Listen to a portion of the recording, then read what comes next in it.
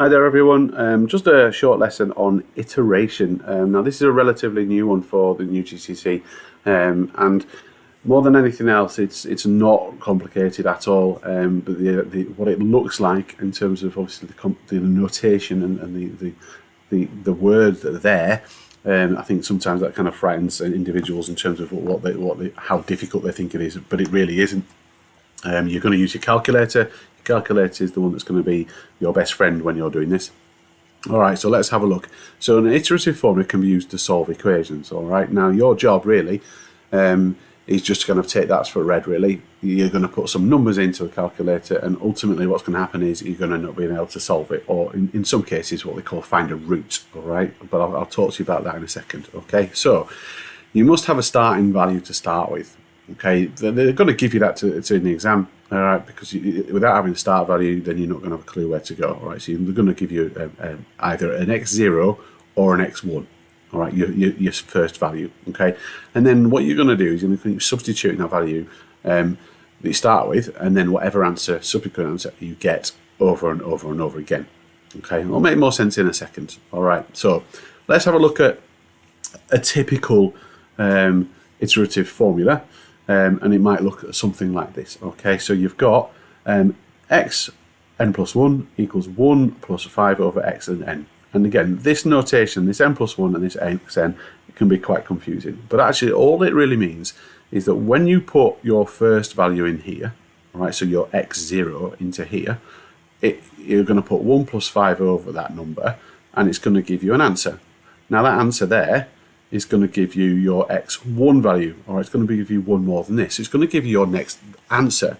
And every time you put a number in here, so if I put my x1 in there, it's going to give me x2. If I put x2 in there, it's going to give me x3. When I put x3 in there, it's going to give me x4, and so on and so on and so on and so on. So you keep doing the same process over and over and over and over again until ultimately you end up stopping, or you stop until in terms of when the question deems you need to. So in this particular question, it asks you to find x1, x2, and x3. So that's it. You would stop. Okay.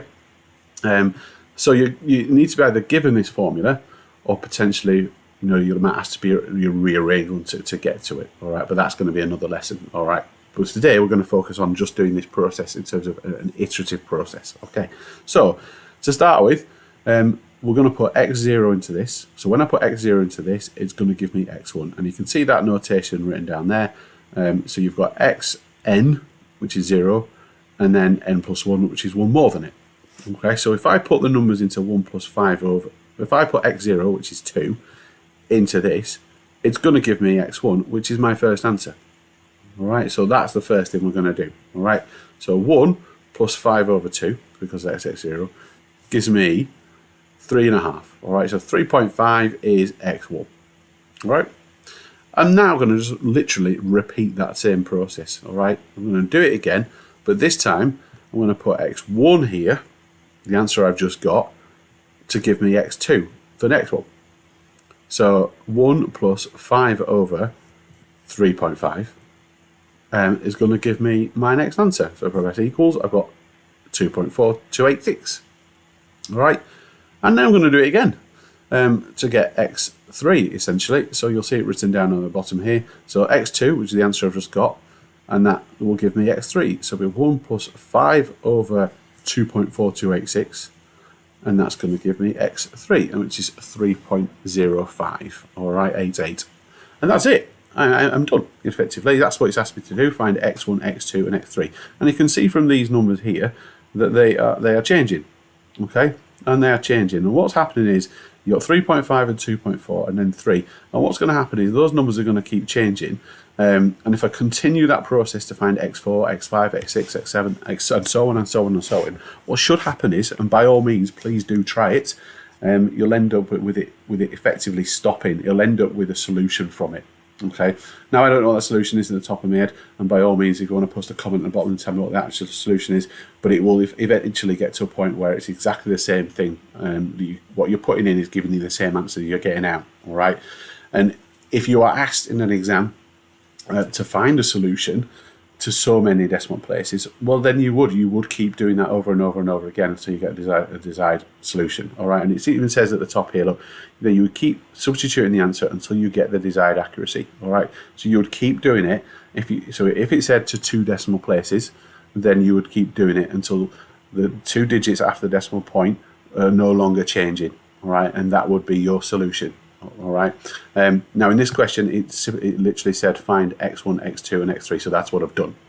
But of course, your examiner or your assessment may say to you, right, round it to so many decimal places. So you'd have to kind of keep going. Now your calculator, I mentioned, is your best friend in this.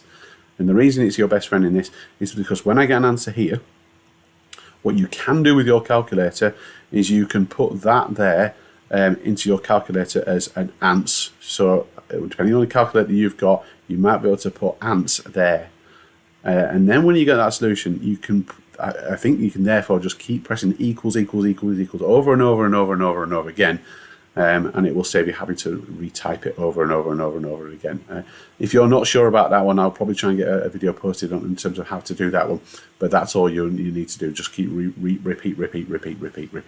All right.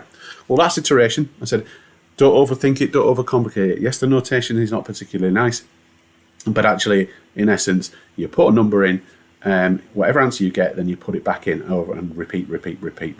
All right, as many times as you need to. Okay.